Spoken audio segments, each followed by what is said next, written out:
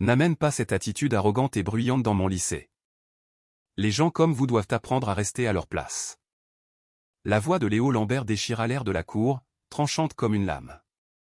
Il se tenait fièrement à côté de son père, l'officier Stéphane Lambert, qui était déjà en train de tordre brutalement les poignets de Manon pour lui passer les menottes. Serre plus fort, papa. Il faut qu'elle sente bien. Un sourire mauvais étira les lèvres de Léo. L'officier la poussa violemment en avant, la forçant à trébucher tandis que les autres élèves reculaient, hésitant entre la fascination morbide et l'envie de fuir. Les fauteuses de troubles comme toi n'ont rien à faire ici, marmonna-t-il, agrippant son épaule avec une force professionnelle et calculée. Le sweat à capuche bleue de Manon tremblait au rythme de sa respiration saccadée, mais sa détermination restait intacte, un roc au milieu de la tempête. Léo n'avait pas la moindre idée qu'il menaçait la fille de la seule juge qui pouvait anéantir le pouvoir de sa famille d'un simple coup de marteau. Avant de continuer, commentez d'où dans le monde vous nous regardez, et assurez-vous de vous abonner car l'histoire de demain est une de celles que vous ne pouvez pas manquer. À travers les portes vitrées du lycée Victor Hugo, la lumière du soleil matinal inondait le hall principal. Manon Dubois prit une profonde inspiration, ajustant la lanière de son sac besace en cuir tout en étudiant l'emploi du temps impeccablement imprimé qu'elle tenait entre ses mains. Le couloir vibrait de l'énergie typique d'un lycée français. Le claquement métallique des casiers, le grincement des baskets sur le sol poli, les voix qui résonnaient contre les murs beige couverts d'affiches pour les grandes écoles et de photos des équipes sportives. Elle sentit immédiatement les regards. Des coups d'œil curieux fusaient dans sa direction alors que les élèves se regroupaient en clans habituels, chuchotant derrière leurs mains. Manon garda le menton haut, sa démarche assurée. Elle avait déjà été la nouvelle. Ce n'était qu'un autre lycée, un autre nouveau départ. Son emploi du temps indiquait que son premier cours était celui de littérature avancée, salle 237. Le couloir tournait à gauche vers l'aile des salles de cours. Manon vérifiait les numéros de salle en marchant. 231 233 235. Elle était si concentrée sur la recherche de sa classe qu'elle ne le vit arriver que lorsqu'il fut trop tard. L'impact fut violent, un coup d'épaule délibéré qui la projeta sur le côté.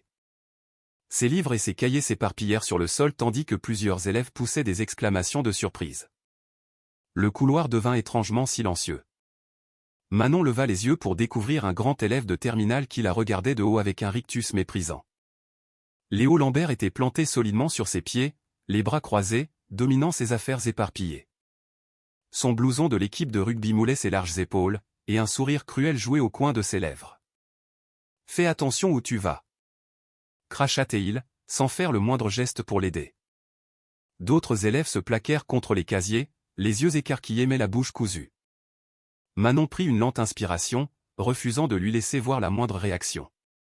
Elle s'agenouilla avec soin, rassemblant ses affaires avec un calme délibéré.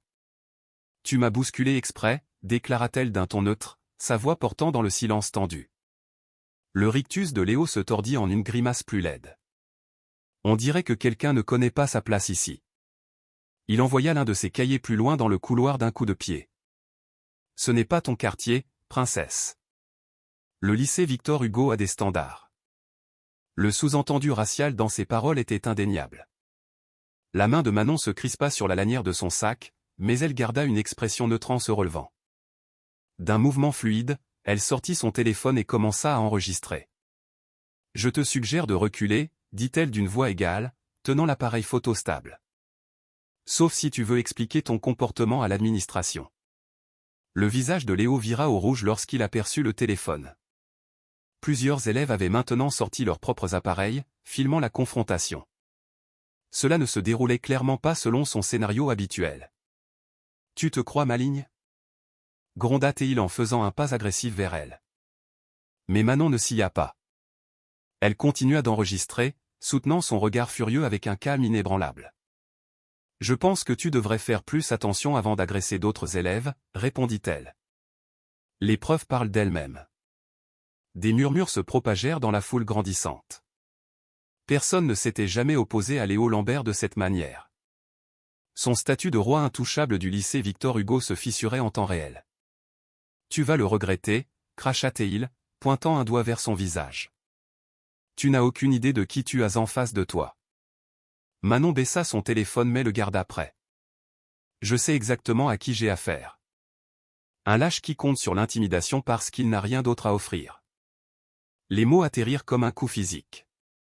Le visage de Léo se déforma de rage, mais la sonnerie retentit avant qu'il ne puisse répondre. Les élèves commencèrent à se précipiter en classe, bien que beaucoup s'attardassent pour observer le déroulement du drame. Ce n'est pas fini, grogna Léo avant de s'éloigner en trombe, bousculant des élèves plus jeunes sur son passage. Manon ramassa ses derniers papiers, ses mains stables malgré l'adrénaline qui parcourait ses veines. Quelques élèves courageux lui firent de subtils signes d'approbation en passant. La journée s'écoula dans un brouillard de nouveaux professeurs, de présentations et de regards en coin. Manon sentit les regards prédateurs de Léo à travers les salles de classe et les tables de la cantine. Il observait, attendait, complotait sa vengeance.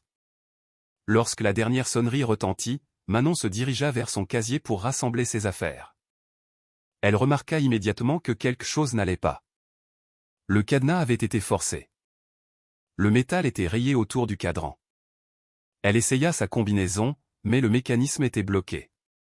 Sortant son téléphone, elle documenta les dégâts, les ajoutant à sa collection croissante de preuves. Elle devrait le signaler au secrétariat du lycée, bien qu'elle ait peu d'espoir qu'ils agissent. Si c'était ainsi que Léo opérait, il avait clairement une protection quelque part. Le lendemain, les muscles de Manon se tendirent alors qu'elle approchait de la cantine pour le déjeuner. Elle avait préparé son propre repas, voulant éviter le drame de la file d'attente. Mais alors qu'elle approchait des portes battantes, une silhouette familière lui barra le chemin. Léo s'appuyait contre le mur avec une nonchalance exagérée, son sourire narquois promettant des ennuis. Il s'était positionné parfaitement, juste hors de vue des caméras de sécurité, dans un endroit où les professeurs patrouillaient rarement pendant l'heure du déjeuner. « Tu vas quelque part ?» demanda-t-il, sa voix dégoulinant d'une fausse douceur, ses yeux brillant d'une anticipation malveillante, clairement prêts à intensifier leur conflit. Le rythme cardiaque de Manon s'accéléra, mais elle garda une expression neutre face à son bourreau. Le couloir semblait se rétrécir autour d'eux alors que d'autres élèves ralentissaient pour observer, sentant la confrontation imminente. C'était exactement ce que Léo voulait, un public pour ce qu'il avait prévu. Manon entra dans la cour ensoleillée, équilibrant soigneusement son plateau repas. Des tables en métal parsemaient l'espace en béton où des groupes d'élèves se rassemblaient, leur bavardage remplissant l'air chaud de l'après-midi. Elle chercha une place vide, de préférence un endroit visible pour les professeurs et les caméras de sécurité. Un silence se fit aux tables les plus proches alors qu'elle passait. Les élèves faisaient semblant de ne pas la regarder, mais leur regard de côté suivait ses mouvements.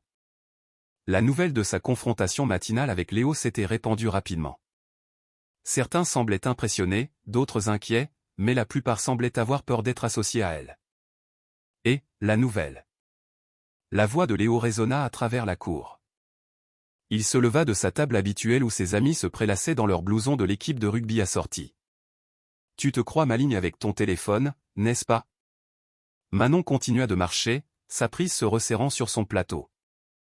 Elle avait choisi son déjeuner avec soin, des crêpes, une pomme et une bouteille d'eau. Rien qui ne puisse faire trop de désordre si les choses tournaient mal. Elle avait appris cette leçon à son ancien lycée. « Je te parle. » Les pas de Léo s'accélérèrent derrière elle.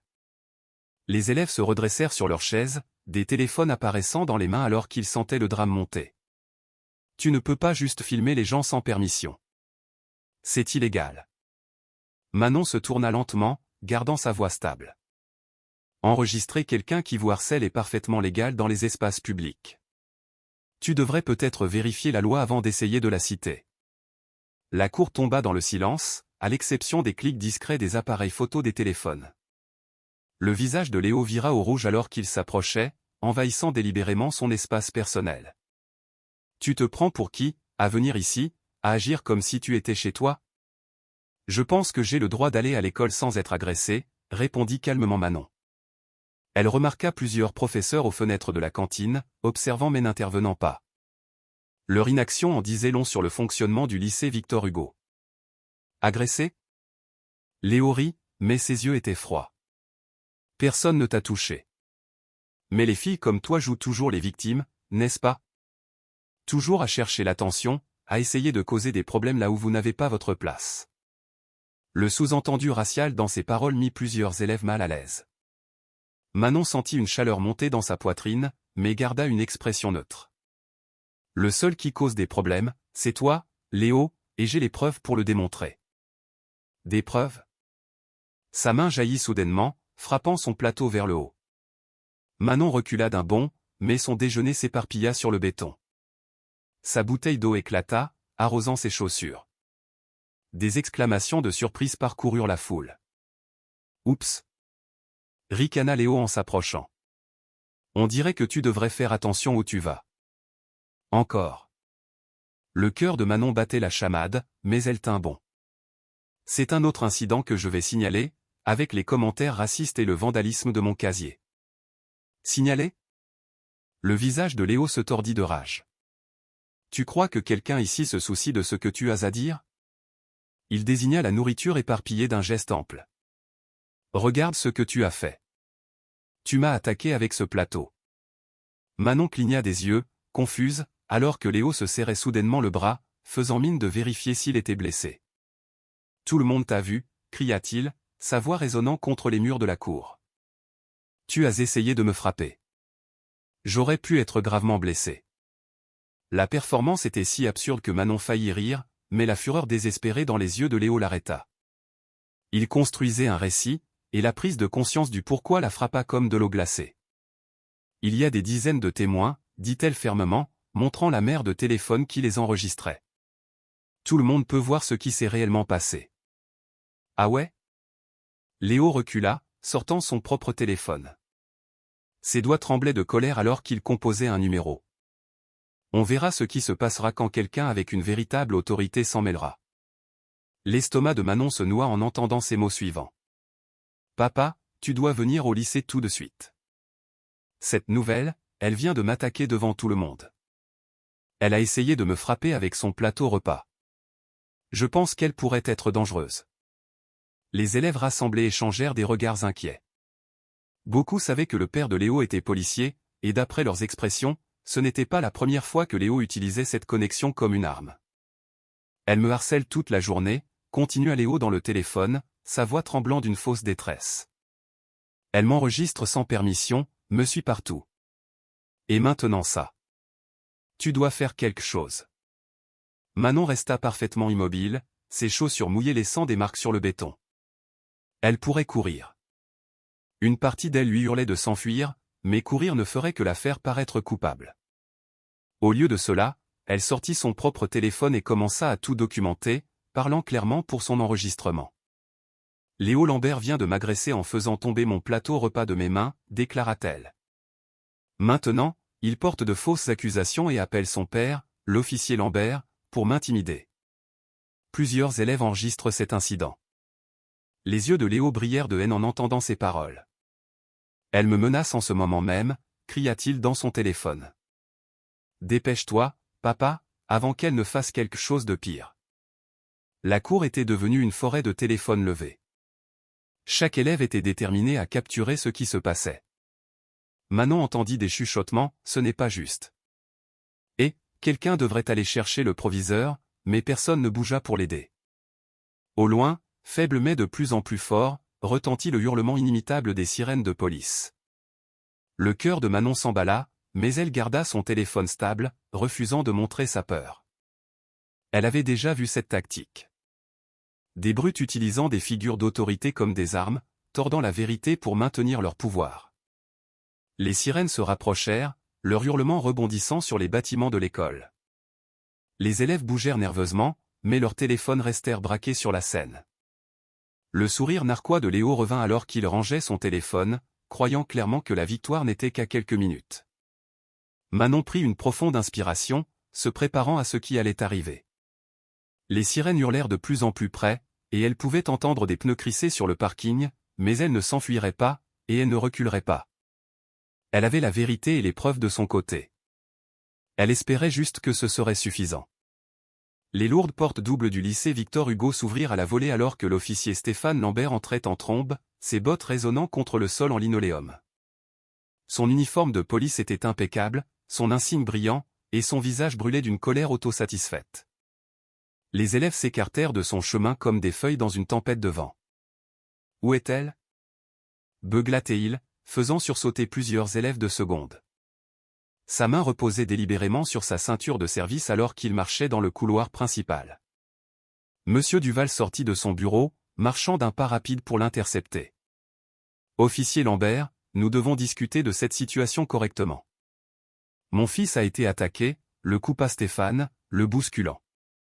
Je m'en occupe maintenant. » Les talons du proviseur claquèrent rapidement alors qu'il essayait de suivre le rythme. « S'il vous plaît, il y a des procédures que nous devons suivre. » Mais Stéphane avait déjà repéré Manon dans la cour, toujours debout exactement là où elle était pendant la performance de Léo. Son téléphone était levé, enregistrant tout. Cette vision fit se crisper la mâchoire de Stéphane. « Mettez vos mains où je peux les voir », cria-t-il, chargeant vers elle avec toute l'autorité de son insigne. Les élèves s'écartèrent de son chemin, formant un large cercle autour de la scène. Manon leva lentement les deux mains, ses mouvements délibérés et calmes.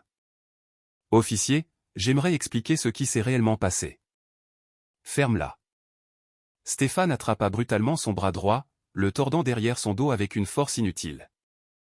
Manon haleta de douleur, mais ne résista pas.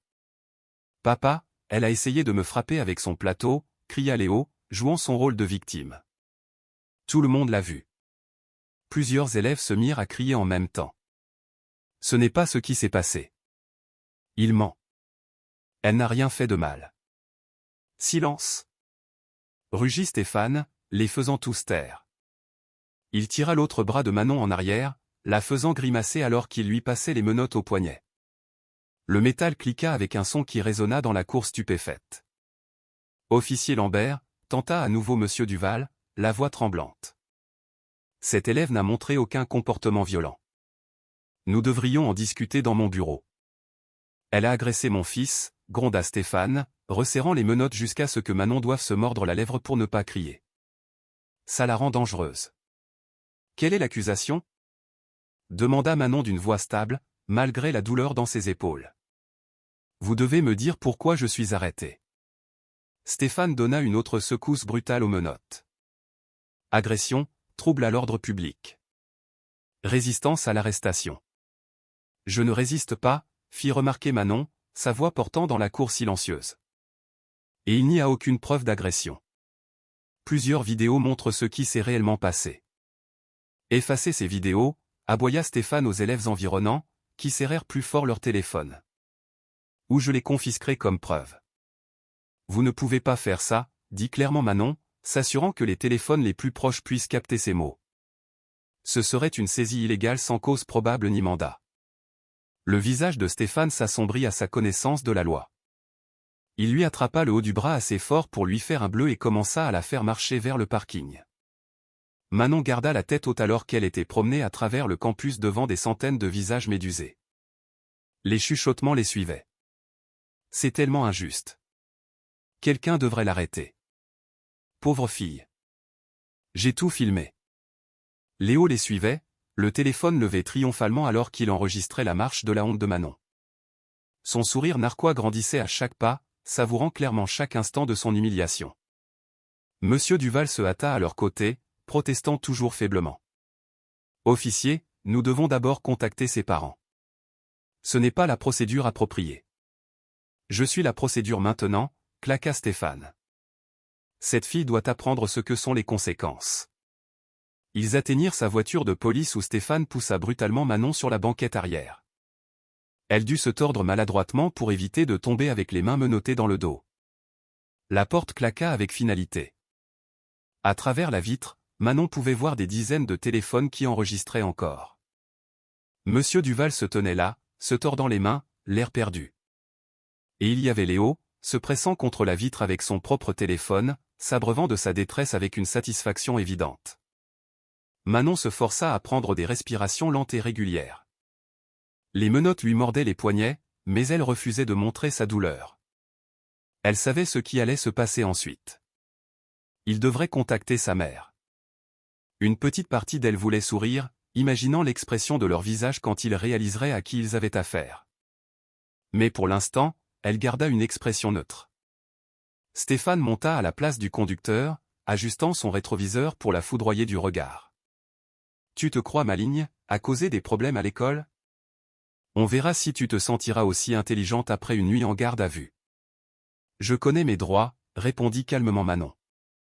Et je sais que chaque seconde de cette arrestation illégale est documentée. Les jointures de Stéphane blanchirent sur le volant alors qu'il quittait le trottoir. Les élèves se pressaient contre les fenêtres de l'école, regardant la voiture de police partir. Manon aperçut un dernier regard de Léo lui faisant un signe moqueur avant qu'il ne tourne sur la route principale. Le trajet jusqu'au commissariat de police fut tendu et silencieux. Manon se concentra sur la mémorisation de chaque détail, l'heure, l'itinéraire, chaque mot prononcé. Ses épaules lui faisaient mal à cause de la position inconfortable, mais elle resta parfaitement immobile, ne donnant à Stéphane aucune excuse pour prétendre qu'elle n'était pas coopérative. Ils se garèrent sur le parking du commissariat où Stéphane la sortit de la voiture avec la même brutalité inutile. Il la fit entrer par une porte latérale, passant devant plusieurs officiers qui levèrent à peine les yeux de leur bureau. « Assieds-toi » ordonna-t-il, la poussant sur une chaise en plastique dure à côté de son bureau. « Ne bouge pas. » Manon regarda Stéphane s'asseoir lourdement sur sa chaise et sortir un formulaire d'arrestation. Son stylo grattait le papier alors qu'il remplissait les détails de base avec des traits rageurs. Nom, âge, école. Puis il arriva à la ligne pour les informations du parent au tuteur. Son stylo hésita. Manon vit ses yeux se plisser alors qu'il lisait son nom de famille à nouveau, plus attentivement cette fois.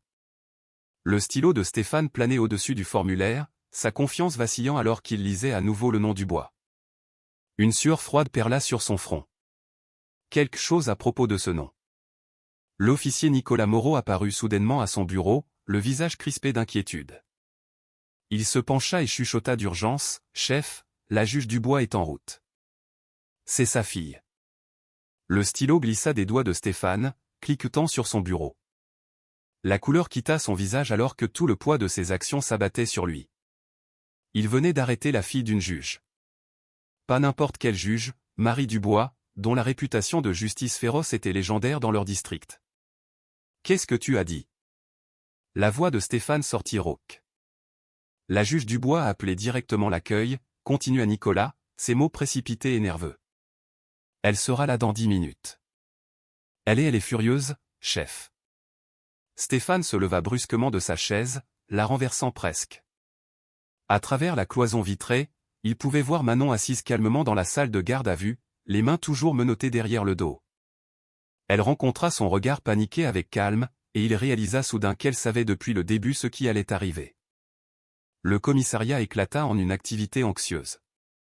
Les officiers, qui avaient ignoré la situation quelques minutes auparavant, étaient maintenant blottis en conversation chuchotée, jetant des regards inquiets vers la salle de garde à vue. Stéphane faisait les 100 pas, passant ses mains dans ses cheveux, essayant de trouver comment justifier ses actions. « Dois-je lui enlever les menottes, chef ?» demanda Nicolas à voix basse. « Non » claqua Stéphane, puis baissa la voix.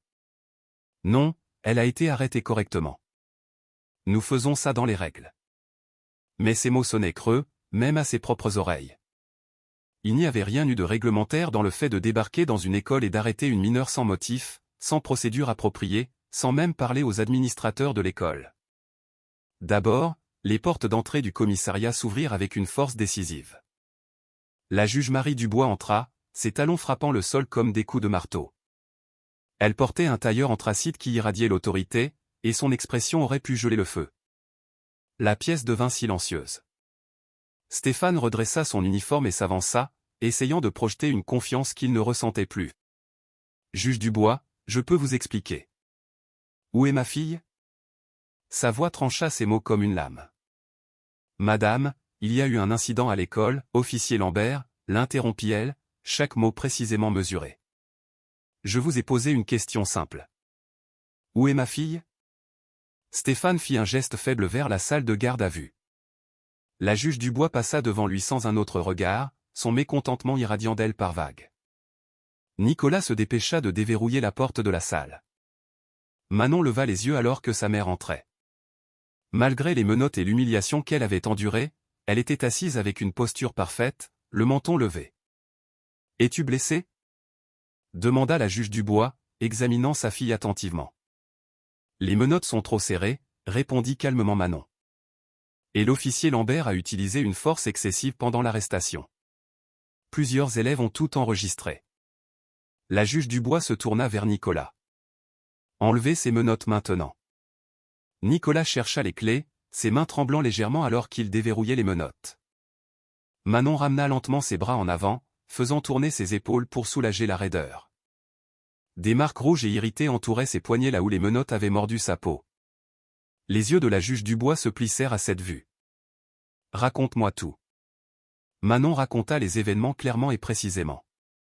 Le harcèlement initial de Léo, son comportement de plus en plus agressif, la confrontation mise en scène dans la cour, et l'arrivée dramatique de Stéphane.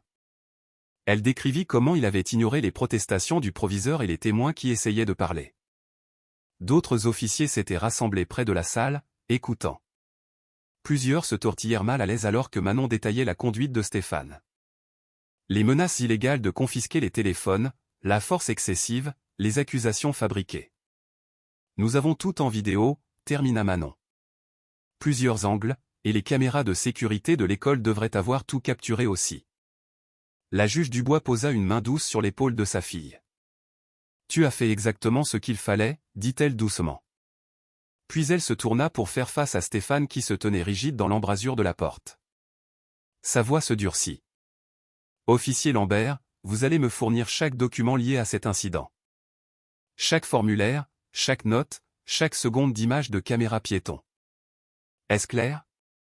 Juge Dubois, vous devez comprendre, ce que je comprends, l'interrompit-elle, c'est que vous avez abusé de votre autorité pour terroriser une mineure. Vous avez violé la procédure, ignoré les témoins, fabriqué des accusations et utilisé une force excessive, tout cela pour satisfaire la vendetta de votre fils. C'est ce que je comprends. Le commissariat était devenu si silencieux qu'on pouvait entendre le bourdonnement des néons. Le visage de Stéphane avait pris une teinte maladive de gris. Manon, dit la juge Dubois, son ton s'adoucissant en se tournant vers sa fille. Nous partons maintenant, mais je te promets que nous allons gérer cela correctement, légalement, minutieusement. Personne n'est au-dessus de la loi, surtout ceux qui ont juré de la faire respecter. Manon se leva, rassemblant ses affaires qui avaient été jetées sur un bureau voisin. Alors qu'ils traversaient le commissariat, les officiers reculaient, évitant le contact visuel. Seul Nicolas croisa le regard de Manon, lui faisant un petit signe de tête de reconnaissance. Ce n'est pas fini, lança Stéphane, une pointe de désespoir dans la voix. Il y a quand même eu une agression. Officier Lambert, dit la juge Dubois sans se retourner. Je vous suggère fortement d'arrêter de parler et de contacter votre représentant syndical. Vous allez en avoir besoin.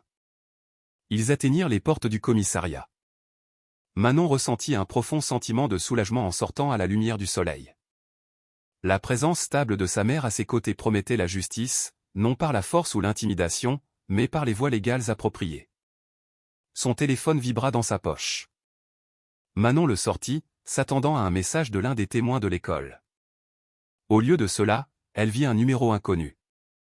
Le message texte était bref mais clair. Laisse tomber ou ça va empirer. Manon était assise à la table de la cuisine avec sa mère, entourée de formulaires de plainte et de documents juridiques. La lumière du soir projetait de longues ombres sur les papiers alors qu'elle travaillait méthodiquement sur chaque section.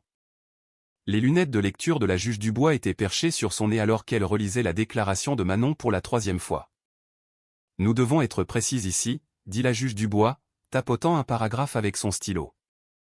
Lorsque l'officier Lambert s'est approché de toi pour la première fois, quels étaient exactement ces mots? Manon ferma les yeux, rejouant le moment. Il a dit, levez-vous. Vous êtes en état d'arrestation. Quand j'ai demandé pourquoi, il a dit que j'étais dangereuse et que je menaçais les élèves. Puis il a attrapé mon bras avant même que je puisse répondre. La juge Dubois prit une note, sa mâchoire se crispant. Et le proviseur, Monsieur Duval, il a tenté d'intervenir? Oui. Il n'arrêtait pas de dire, officier, ce n'est pas nécessaire, nous devrions en discuter dans mon bureau. Mais l'officier Lambert l'a juste fait taire en criant. Leur conversation fut interrompue par le journal du soir qui retentissait depuis la télévision du salon. Le cœur de Manon sursauta lorsqu'elle vit les images tremblantes de son arrestation, filmées par un téléphone portable, passées à l'écran. Flash Info ce soir, annonça le présentateur. Controverse au lycée Victor Hugo après qu'un policier a arrêté une élève dans ce que les témoins appellent un usage excessif de la force. L'incident, capturé sur plusieurs téléphones, montre l'officier Stéphane Lambert menottant agressivement Manon Dubois, 17 ans, fille de la juge Marie Dubois. Les images montraient Manon se faisant brutalement malmener tandis que des élèves criaient en arrière-plan.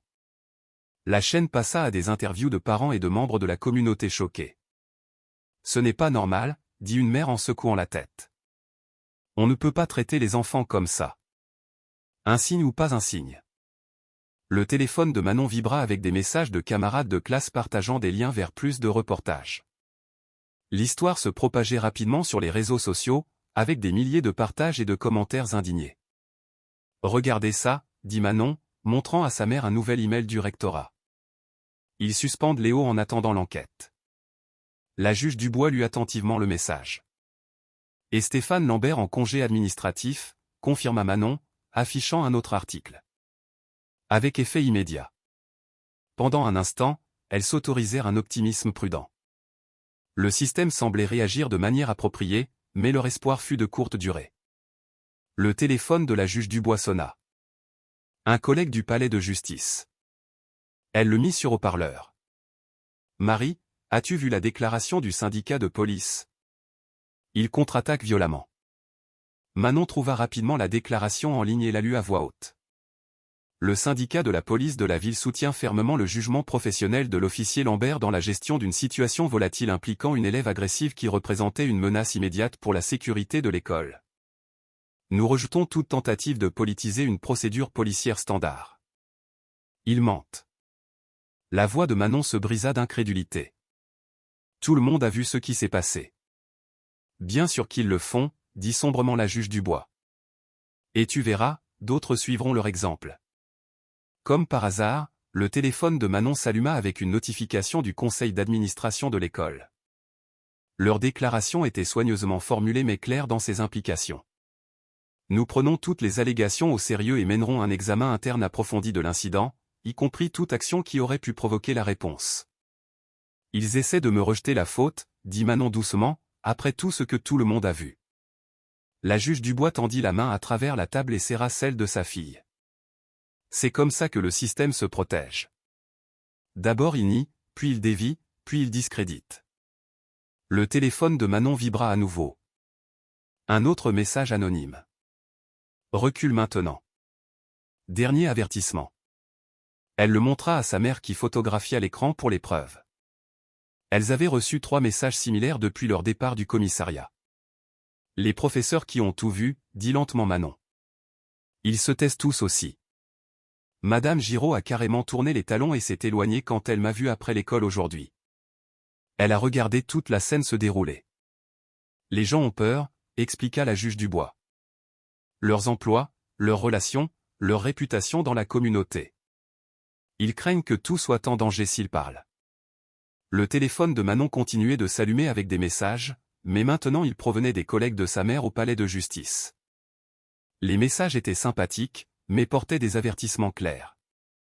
Peut-être laisse tomber celle-ci, Marie. Pense à ta carrière. Ces situations se gèrent mieux discrètement.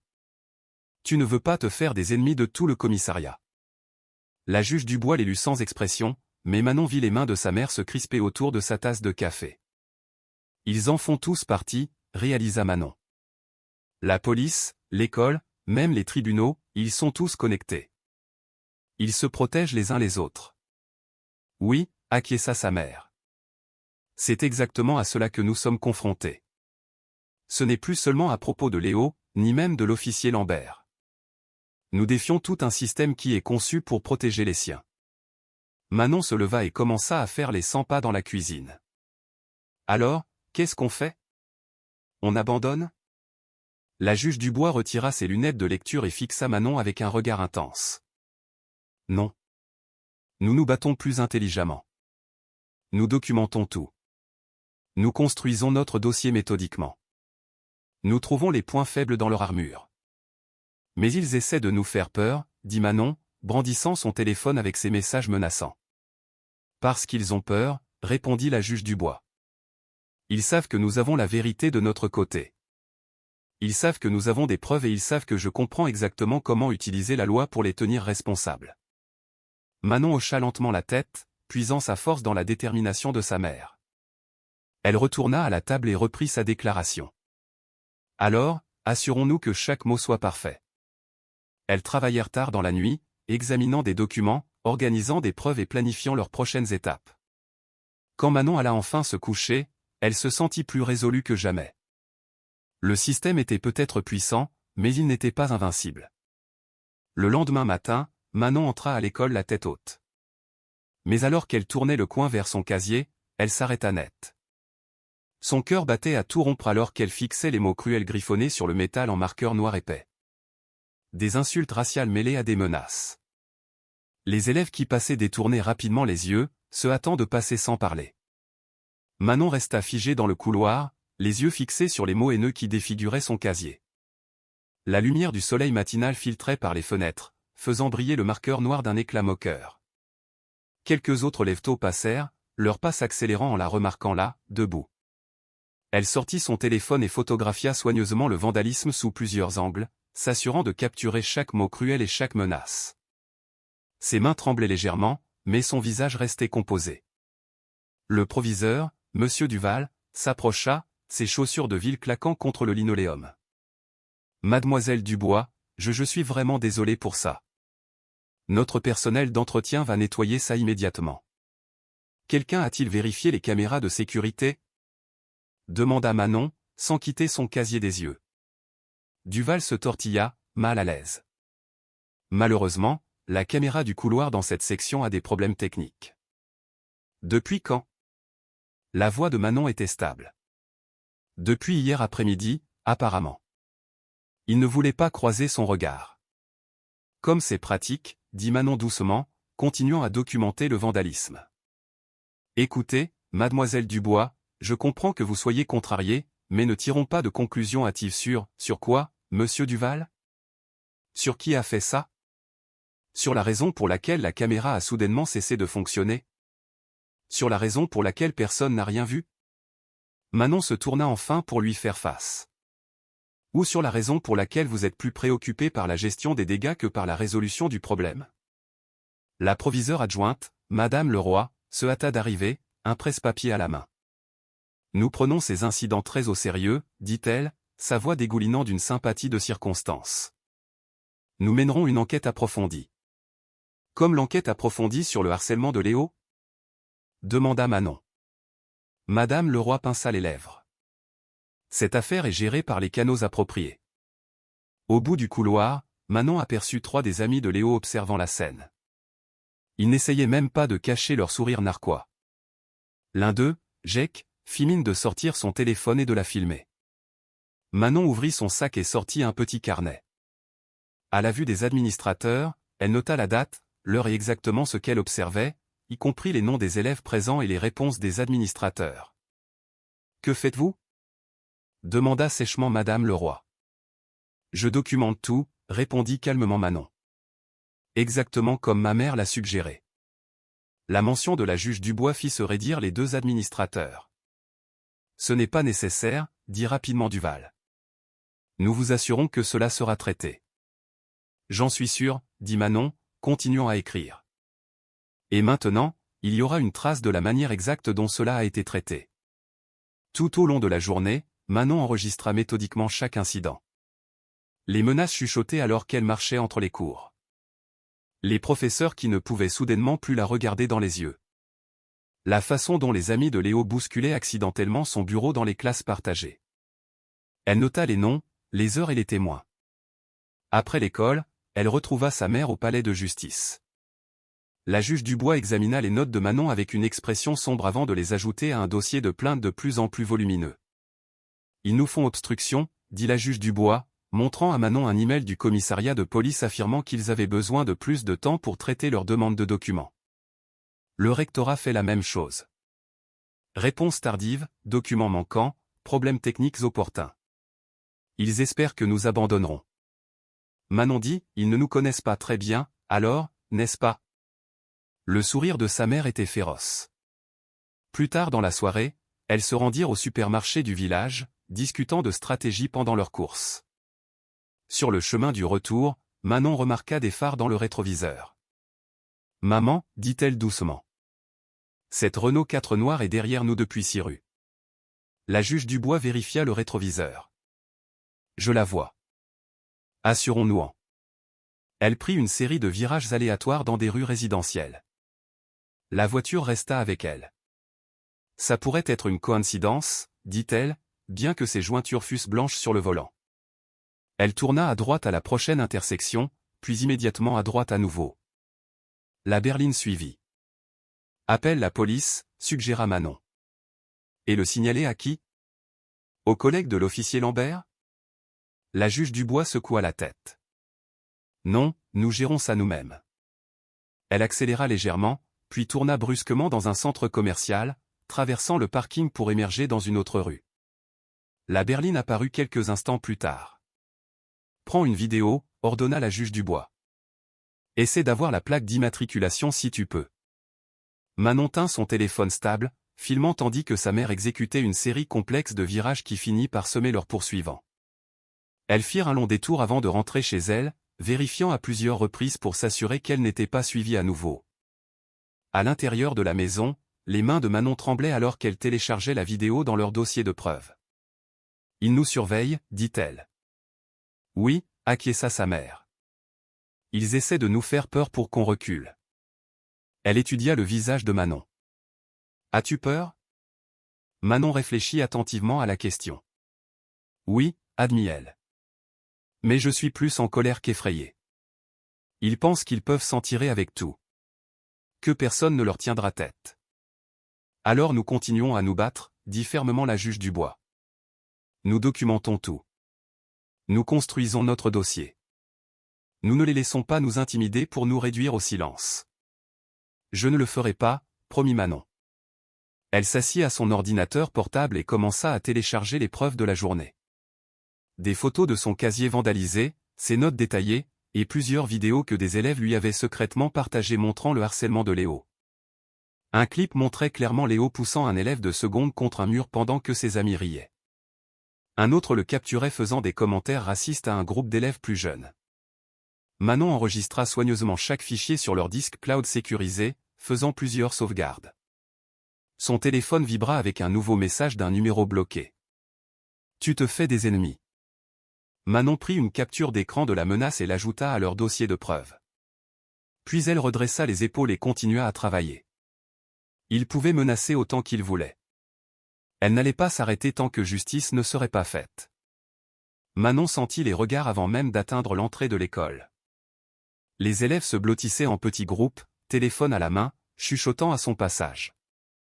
La vidéo virale de son arrestation avait explosé pendant la nuit.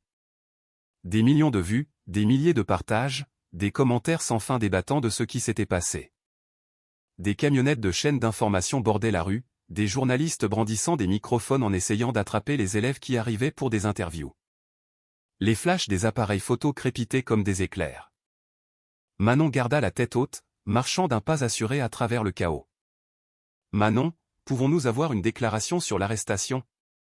Que répondez-vous aux allégations selon lesquelles vous auriez provoqué l'incident ?» Elle se fraya un chemin à travers la mêlée médiatique sans répondre, exactement comme sa mère l'avait conseillé. À l'intérieur, la tension était encore plus épaisse. Des affiches de soutien à l'officier Lambert étaient placardées sur certains casiers. « Soutenons nos forces de l'ordre », des messages qui ressemblaient plus à des menaces qu'à de la solidarité. La voilà, la fille qui essaie de détruire la vie d'un homme bien. Une mère bénévole ricana alors que Manon passait devant le secrétariat du lycée. La femme portait un ruban bleu épinglé sur sa poitrine. Mais alors une voix inattendue s'éleva derrière elle. Un homme bien n'arrête pas des enfants innocents. Manon se tourna pour voir Madame Fournier, l'une des employées de la cantine. La femme âgée lui fit un subtil signe de tête avant de s'éloigner rapidement. Tout au long de la matinée, Manon reçut des marques de soutien furtives. Un élève de seconde lui glissa un mot. « Merci d'être courageuse. » Un élève de première qui avait filmé l'arrestation lui partagea discrètement d'autres images. Même certains professeurs lui adressèrent des regards encourageants quand personne d'autre ne regardait. Mais l'opposition était plus bruyante, plus agressive. Entre la 2e et la 3e heure, elle entendit un groupe de parents dans le couloir. « C'est ridicule. L'officier Lambert sert cette communauté depuis 20 ans. Ces gens emménagent et commencent à causer des problèmes immédiatement. Mon mari dit qu'elle résistait à l'arrestation. Manon documenta chaque commentaire, chaque regard hostile. Elle avait appris à garder son téléphone en train d'enregistrer dans sa poche, capturant le flux constant de harcèlement. Le plus grand choc arriva pendant le déjeuner. Manon se dirigeait vers la bibliothèque du lycée quand elle aperçut une silhouette familière se pavanant dans le couloir principal. Léo Lambert lui-même, entouré de sa bande habituelle de suiveurs. Elle se figea. Il était censé être suspendu, mais il était là, agissant comme si le lieu lui appartenait. La proviseure adjointe, Madame Leroy, passa juste à côté de lui sans un mot. D'autres professeurs trouvèrent soudainement des raisons de regarder leur téléphone ou de remuer des papiers. Léo croisa son regard et sourit narquoisement, faisant mine de vérifier son téléphone, probablement pour envoyer une autre menace anonyme. Manon fit demi-tour et se dirigea vers le gymnase, espérant couper par l'arrière pour atteindre la bibliothèque. Elle était à mi-chemin de l'escalier quand elle entendit des pas derrière elle. Et, la fauteuse de trouble. La voix de Léo résonna dans l'espace clos. Pas de caméra ici pour te protéger maintenant. Le cœur de Manon s'emballa, mais elle continua de monter régulièrement. Elle avait son téléphone qui enregistrait dans sa poche, comme toujours. Je te parle. Ses pas s'accélérèrent. Tu crois que tu peux t'enfuir comme ça? Elle atteignit le palier et se tourna pour lui faire face, gardant ses distances. Laisse-moi tranquille, Léo. Tu n'es même pas censé être au lycée. Il rit. Ouais. Qui va m'arrêter? Les profs? Le proviseur? Il fit un autre pas vers elle. Ta mère la juge? Recule. La voix de Manon était ferme malgré son cœur qui battait la chamade. Sinon quoi? Tu vas me faire arrêter? Son visage se tordit de rage. Donne-moi ce téléphone. Je sais que tu enregistres. Il se jeta en avant, attrapant sa poche.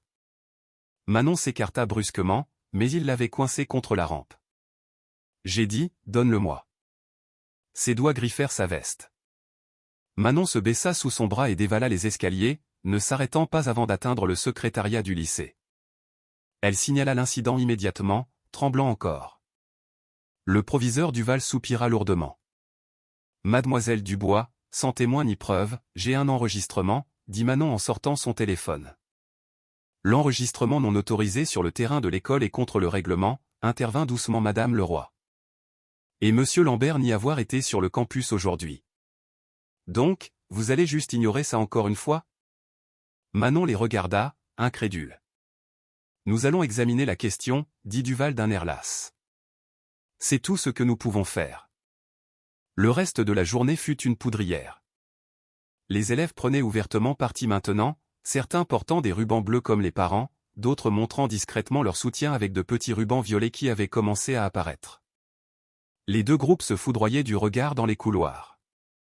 Des disputes chuchotées éclataient dans les salles de classe. Après l'école, Manon retrouva sa mère dans un petit bistrot de quartier, loin de leurs endroits habituels. La juge Dubois n'était pas seule. Une femme au regard perçant, vêtue d'un tailleur impeccable, était assise avec elle. Manon, voici Valérie Bernard de la Ligue des droits de l'homme, dit sa mère. Elle va nous aider à nous battre correctement. Madame Bernard sourit. J'ai examiné vos preuves jusqu'à présent. Une documentation très minutieuse. Cela aidera immensément, mais nous devons agir rapidement. Ils essaient déjà de contrôler le récit. Elle leur montra des extraits de journaux télévisés où le porte-parole du syndicat de police défendait l'officier Lambert, le dépeignant comme un fonctionnaire dévoué et persécuté. D'autres reportages remettaient en question l'attitude de Manon et suggéraient qu'elle avait provoqué l'incident. Ils essaient de noyer la vérité avec leur propre version, expliqua Madame Bernard. Mais nous avons quelque chose qu'ils n'ont pas. Des preuves solides, et d'autres continuent d'arriver. Elle sortit sa tablette montrant des messages d'autres élèves et parents décrivant des incidents similaires de harcèlement et d'intimidation par Léo et son père. Tu as inspiré les gens à parler, dit-elle à Manon. Ils n'ont plus peur. Cette nuit-là, Manon était assise en tailleur sur son lit, entourée de captures d'écran imprimées, d'enregistrements transcrits et de déclarations de témoins. Elle organisa tout soigneusement par ordre chronologique, brossant un tableau clair du harcèlement croissant et de la protection institutionnelle des auteurs. Son téléphone vibra avec une autre menace anonyme. Recule maintenant ou sinon. Manon l'ajouta au dossier de preuves sans hésitation. Ils pensaient pouvoir la faire taire par la peur. Ils avaient tort. Chaque menace, chaque acte d'intimidation, chaque tentative de dissimulation de la vérité, tout cela ne faisait que la rendre plus déterminée à tout exposer. L'officier Nicolas Moreau faisait les 100 pas nerveusement dans le couloir du palais de justice, vérifiant sa montre pour la 3e fois. Les couloirs de marbre semblaient vides et exposés à cette heure tardive. La juge Dubois avait organisé cette réunion privée avec soin, loin des regards indiscrets. Quand elle apparut, ses talons résonnant contre le sol, Nicolas redressa instinctivement son uniforme. « Merci de me recevoir, votre honneur. » Elle le guida dans son bureau, fermant fermement la porte. « Officier Moreau, vous avez dit que c'était urgent. » Les mains de Nicolas tremblaient légèrement alors qu'il fouillait dans sa veste. « Ce que je vais vous montrer, je pourrais perdre mon travail, mais je ne peux plus me taire. » Il posa une petite clé USB sur son bureau. C'est à propos des images de la caméra piéton de Stéphane Lambert lors de l'arrestation. L'histoire officielle est qu'il y a eu des problèmes techniques. C'est pourquoi rien n'a été conservé. L'expression de la juge Dubois resta neutre, mais ses yeux s'aiguisèrent. Continuez. C'est un mensonge. Nicolas déglutit difficilement. Je travaille à temps partiel au service technique. Stéphane est venu me voir juste après l'arrestation. Il m'a ordonné d'effacer les images. Quand j'ai hésité, il a dit que c'était un ordre direct de la hiérarchie. Mais vous n'avez pas tout effacé, observa la juge Dubois, regardant la clé. Nicolas secoua la tête. J'ai fait des copies d'abord. Je savais que ce qu'ils faisaient était mal. La façon dont ils ont traité votre fille, il désigna la clé. Tout est là. L'arrestation complète, non montée, plus des images du mois dernier montrant comment Stéphane et Léo ont ciblé d'autres élèves aussi. La juge Dubois ramassa soigneusement la clé. Vous comprenez le risque que vous prenez? Oui, madame.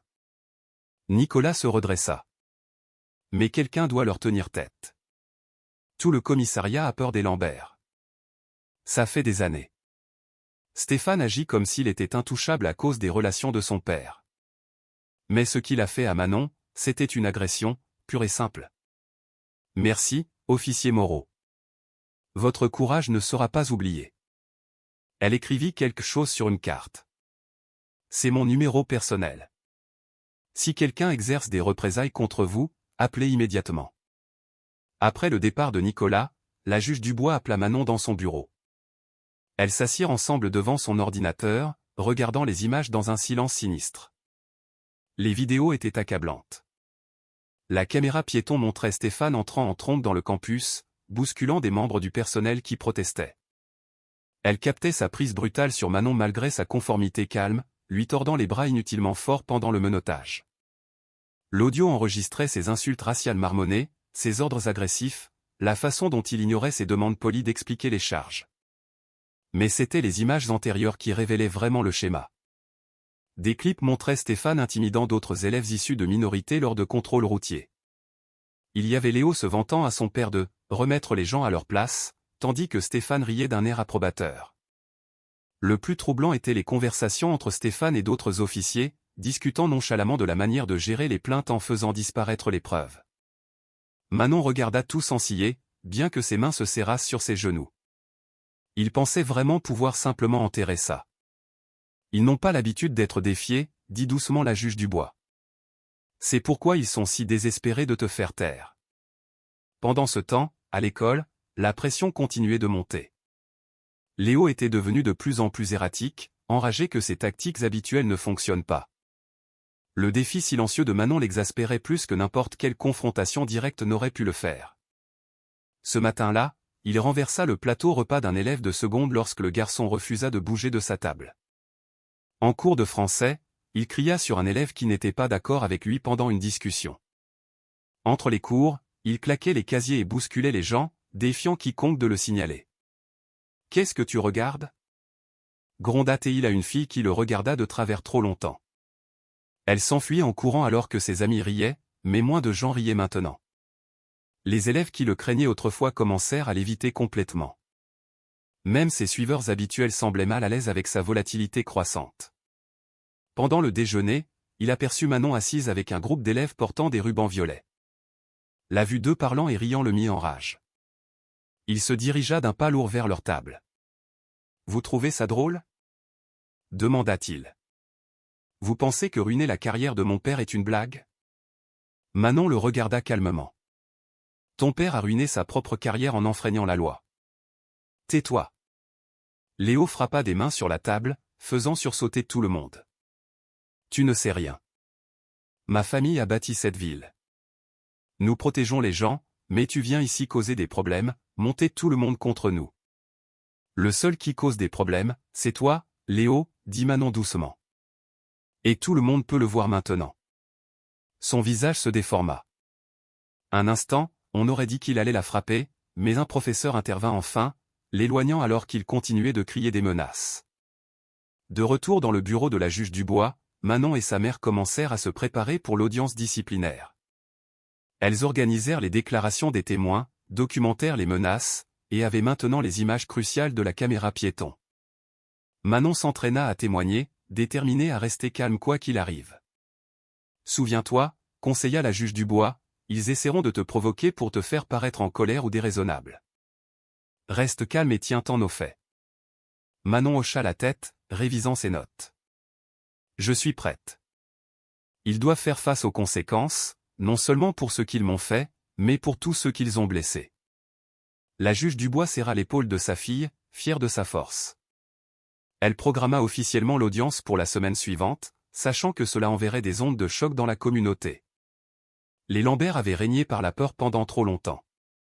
Il était temps que la justice soit rendue. L'avis fut envoyé cet après-midi-là. Audience disciplinaire officielle concernant l'officier Stéphane Lambert. La machine de la responsabilité se mettait enfin en marche. Manon ressentit un mélange d'anxiété et de détermination en se préparant à témoigner, sachant que dire la vérité au pouvoir signifiait faire face à une résistance féroce. Mais avec des preuves irréfutables en main et un soutien croissant de la part d'autres personnes qui avaient été réduites au silence, elle était prête pour le combat à venir. Le soleil matinal peignait des traînées dorées dans le salon de Manon alors qu'elle était assise avec sa mère, répétant son témoignage pour la 100e fois. Des feuilles de brouillon étaient étalées sur leur table basse, couvertes de notes surlignées et d'annotations soignées. « Essayons à nouveau la partie sur la confrontation initiale », suggéra la juge Dubois, ses lunettes de lecture perchées sur son nez. « Souviens-toi, tiens-t'en aux faits observables. » Manon hocha la tête, se redressant sur son siège. « Lors de mon premier jour au lycée Victor Hugo, Léo Lambert m'a délibérément heurté dans le couloir. Quand je ne me suis pas excusé, il a utilisé des insultes raciales et m'a menacé. J'ai enregistré son comportement sur mon téléphone pour documenter le harcèlement. » Bien, clair et spécifique. La juge Dubois prit une note. Maintenant, à propos de l'arrivée de l'officier Lambert. L'officier Lambert est entré sur le terrain de l'école sans se présenter au secrétariat. Il a ignoré les tentatives du personnel de l'arrêter. Sans énoncer d'accusation ni me lire mes droits, il a attrapé mon bras et l'a tordu derrière mon dos. Les menottes ont été appliquées avec une force excessive, causant des ecchymoses qui ont été photographiées au commissariat. On sonna à la porte, interrompant la séance de répétition. La juge Dubois alla ouvrir et trouva Chloé Dupont, une des camarades de classe de Manon, tenant nerveusement une enveloppe Kraft.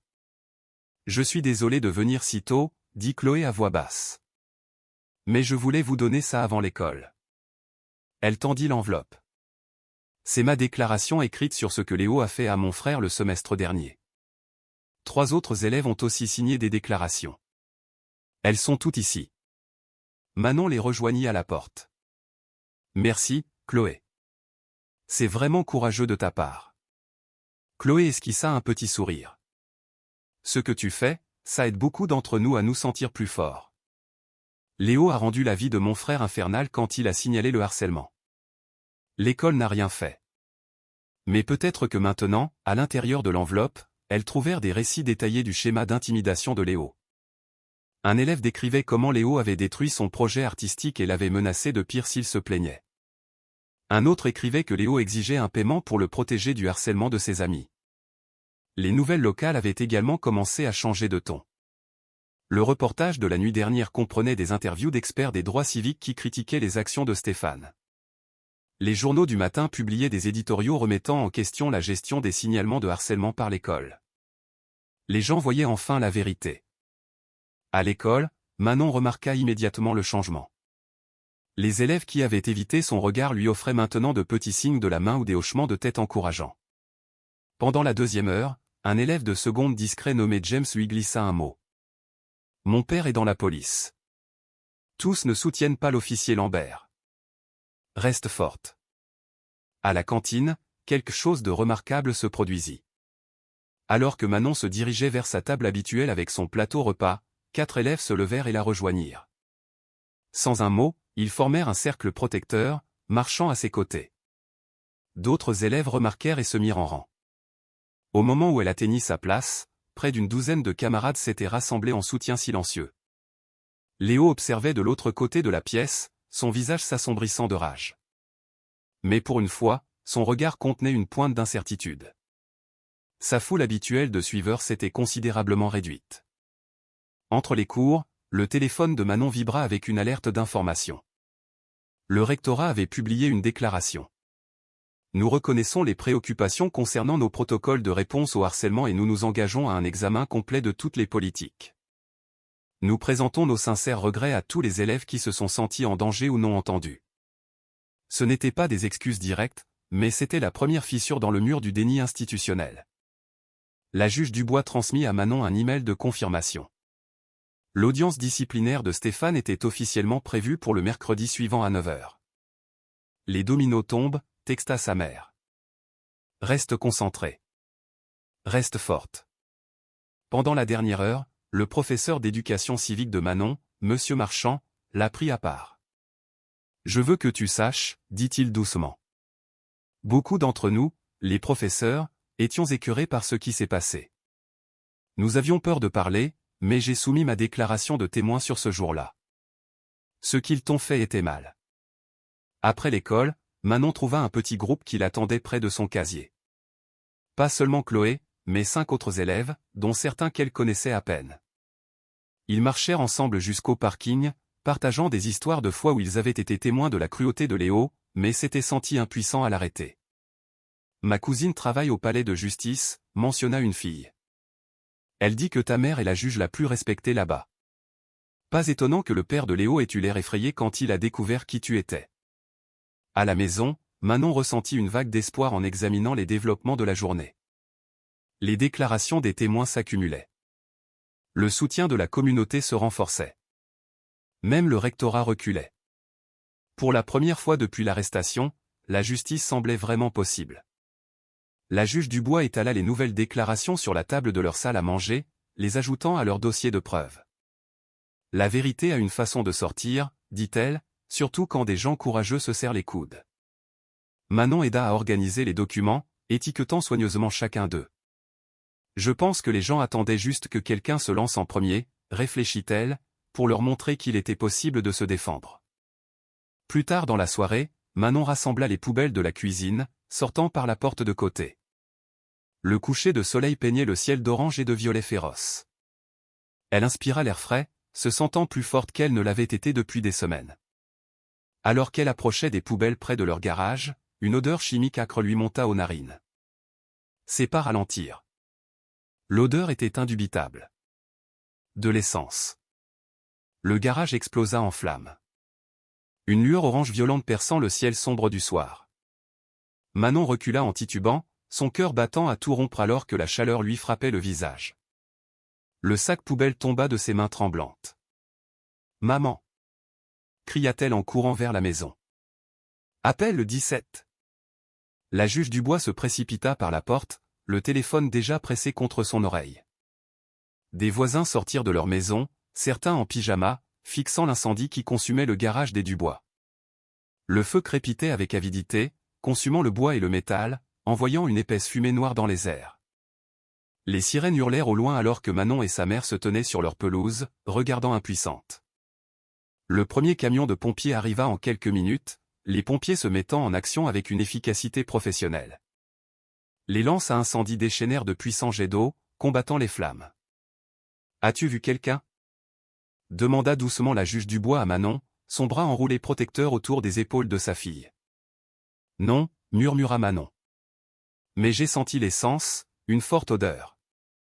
Juste avant. 2 voitures de police arrivèrent, leurs gyrophares projetant des motifs bleus étranges sur la foule rassemblée. Manon reconnut l'un des officiers comme étant l'ancien partenaire de Stéphane Lambert. Il leur jeta à peine un regard en commençant à prendre des notes. Le feu fut maîtrisé en 30 minutes, mais le garage était détruit. L'odeur âcre des produits chimiques brûlés persistait dans l'air. Alors que la fumée se dissipait, les enquêteurs des pompiers entrèrent, examinant la structure carbonisée avec des lampes de poche. On dirait un dysfonctionnement électrique, annonça un enquêteur après à peine 15 minutes d'examen. Probablement un câblage défectueux dans la prise près de l'établi. La juge Dubois s'avança, sa voix tranchante. Il y avait de l'essence. Ma fille l'a senti quelques minutes avant le début de l'incendie. L'enquêteur haussa les épaules. Madame, nous n'avons trouvé aucune preuve d'accélérant. Le schéma de combustion indique clairement une origine électrique. Vous n'avez même pas mené une enquête appropriée, argumenta la juge Dubois. C'est clairement, juge Dubois, l'interrompit l'officier qui les avait ignorés plus tôt.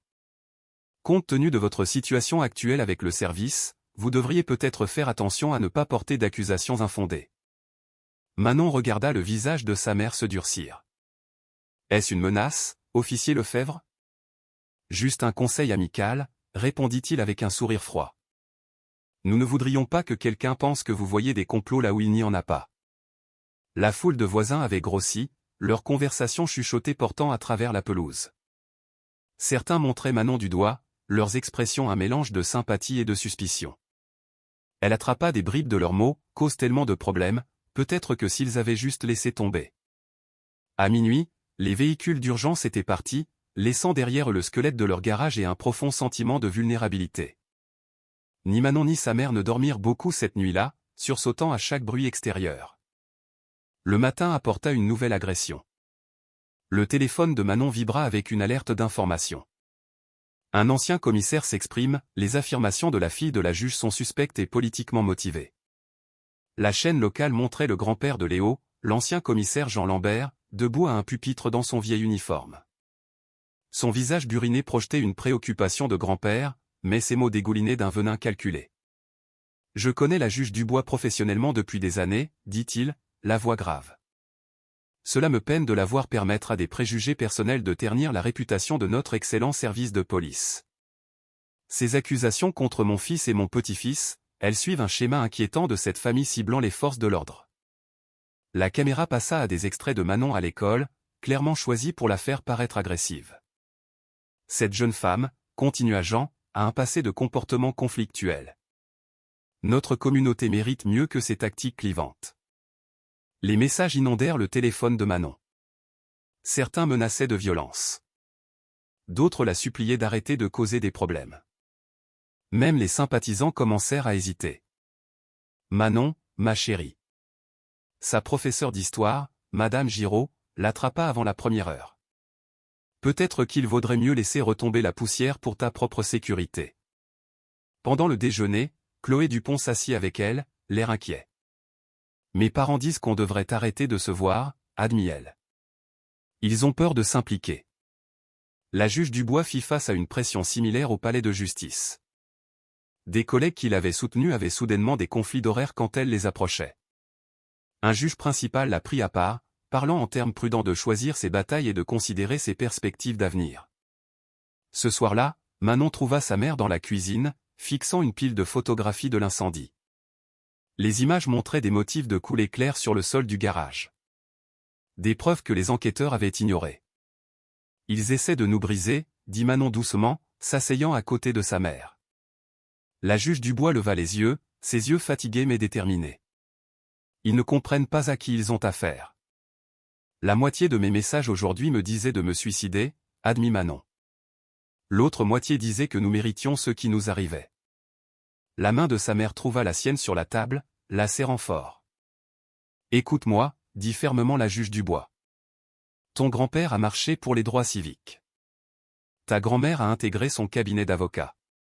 Quand les gens se battaient pour la justice, ce n'était jamais facile. Ce n'était jamais sûr. J'ai peur, murmura Manon. Je sais, ma chérie. Moi aussi. La juge Dubois sortit un bloc-notes neuf. Mais avoir peur ne signifie pas que nous arrêtons. Cela signifie que nous nous battons pour quelque chose qui en vaut la peine. Le lendemain matin, elles étaient assises à leur table de petit déjeuner, toutes deux épuisées mais résolues. La juge Dubois serra la main de Manon alors qu'elle révisait leurs notes de dossier. « Quoi qu'il nous jette à la figure, déclara-t-elle, sa voix forte malgré tout, nous avançons. La vérité ne brûle pas. » Manon hocha la tête, puisant sa force dans la détermination inébranlable de sa mère. De l'autre côté de leur fenêtre, des camionnettes de chaînes d'information se rassemblaient déjà, mais elle les remarquait à peine. Elles avaient du travail à faire. Les yeux de Manon s'ouvrirent dans l'obscurité, son réveil affichant 4h47. Le sommeil avait été agité, rempli d'images de flammes et de silhouettes sombres. Mais alors qu'elle s'asseyait dans son lit, la détermination l'emporta sur son épuisement. Aujourd'hui, elle commencerait à riposter. Elle enfila des vêtements confortables et descendit sans bruit à la cuisine, surprise de trouver sa mère déjà là, des documents juridiques étalés sur la table. « Tu n'as pas pu dormir non plus ?» demanda Manon en attrapant la cafetière.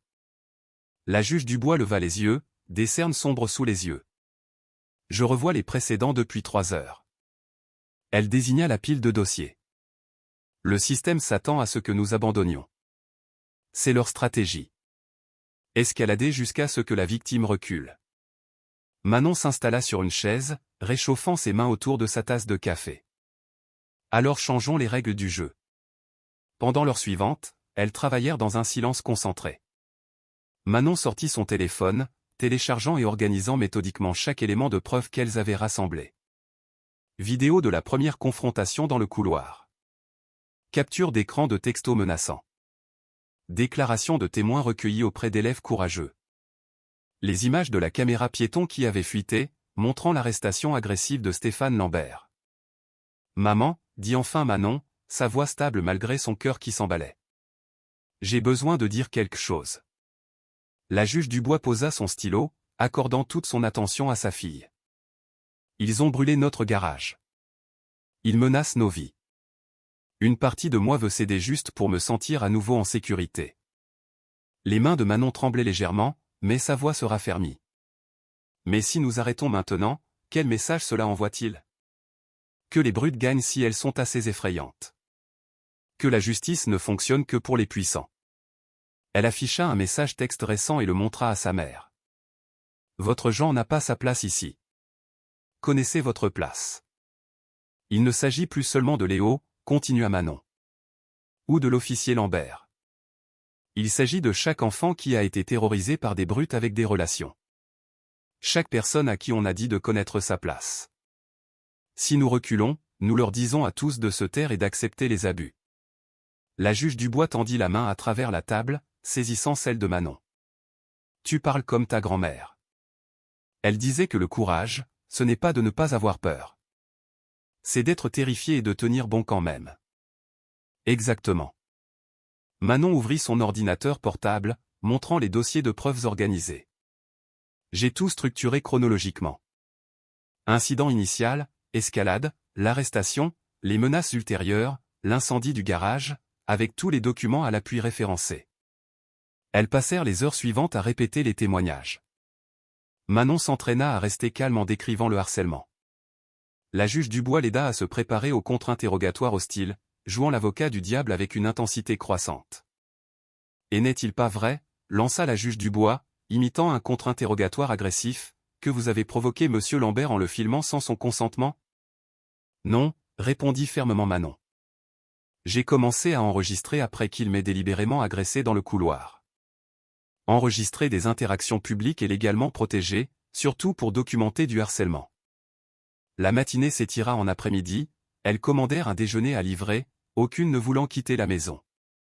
Manon remarqua que sa mère passait des appels entre les séances de pratique, parlant à voix basse avec des collègues en qui elle avait confiance. Vers 15 heures, le téléphone de Manon vibra. Chloé Dupont avait envoyé une nouvelle vidéo. Léo se vantant dans les vestiaires de la façon dont sa famille allait détruire les Dubois. « Je peux témoigner, » disait le message de Chloé. « J'ai peur, mais j'en ai fini d'être silencieuse. » D'autres messages suivirent. D'autres élèves proposant des déclarations. Un professeur écrivant anonymement sur les dissimulations systématiques du comportement de Léo. Le concierge de l'école confirmant qu'il avait vu Léo vandaliser le casier de Manon. Ils trouvent leur courage, dit Manon en montrant les messages à sa mère. La juge Dubois hocha la tête.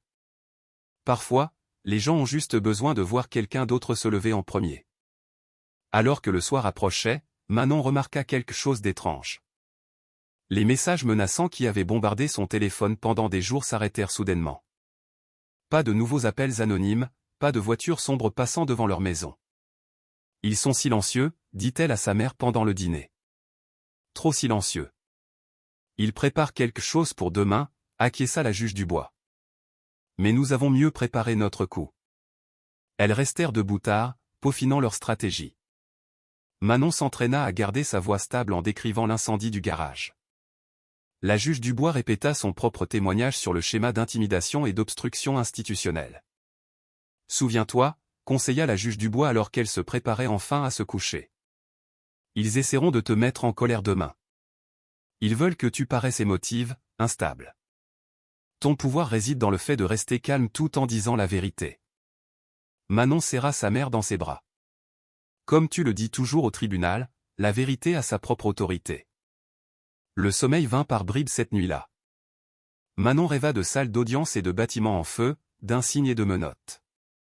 Mais quand son réveil sonna à 6 heures, elle se sentit étrangement calme. Elle s'habilla soigneusement d'un blazer et d'une jupe bleue conservateur, attachant ses cheveux en arrière.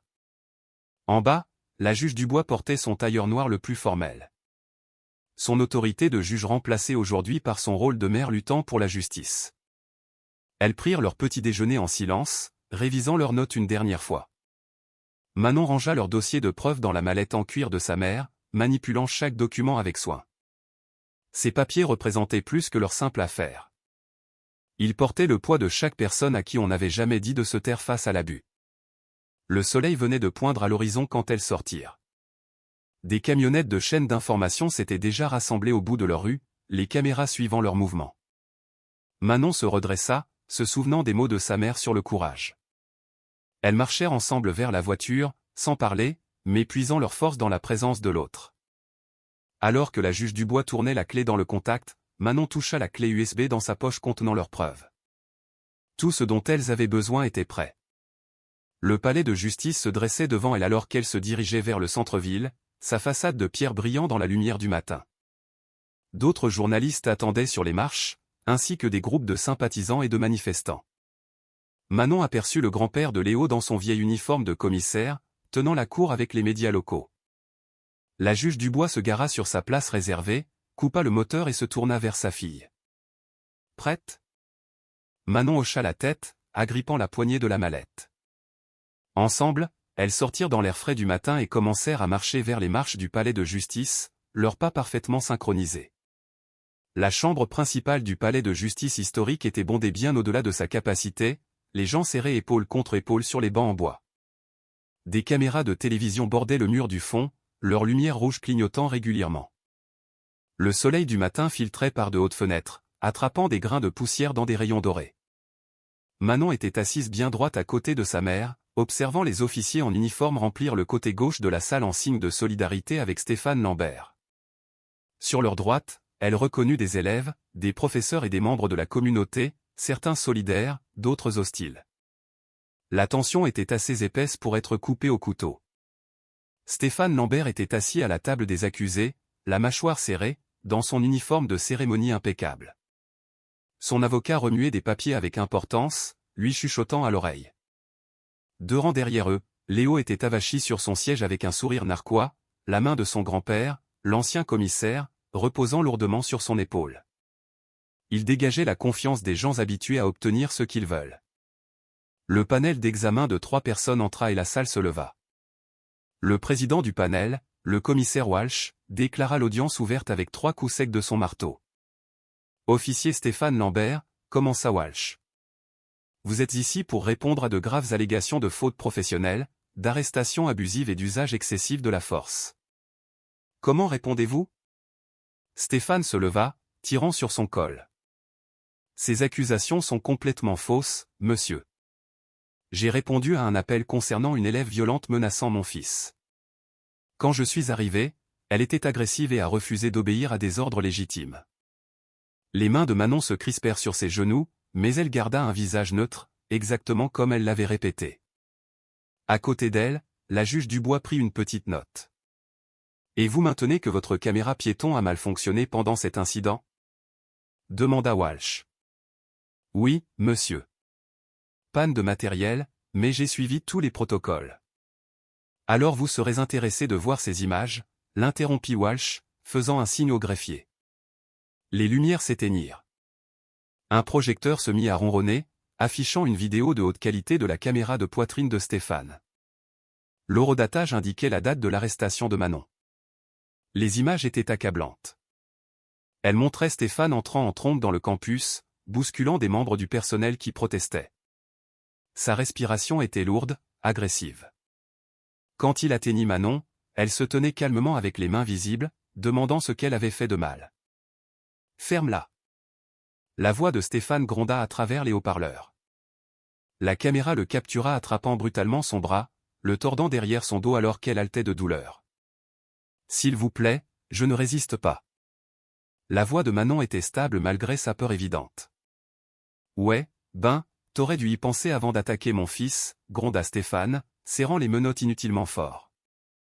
Des murmures s'élevèrent dans la salle d'audience. Plusieurs officiers se tortillèrent mal à l'aise sur leur siège. Les images continuèrent, montrant Stéphane ignorant les protestations du proviseur et les demandes de Manon d'appeler sa mère. Quand les lumières se rallumèrent, le visage de Stéphane avait perdu sa couleur. Son avocat griffonnait frénétiquement des notes. « Officier Lambert. » La voix de Walsh était glaciale. « Souhaitez-vous réviser votre déclaration concernant la panne de matériel ?» Avant que Stéphane ne puisse répondre, son avocat se leva. « Mon client exerce son droit de garder le silence sur cette question. » Notez. Walsh se tourna vers Manon. « Mademoiselle Dubois, veuillez vous présenter à la barre. » Manon se leva avec grâce, sentant des centaines de regards suivre ses mouvements.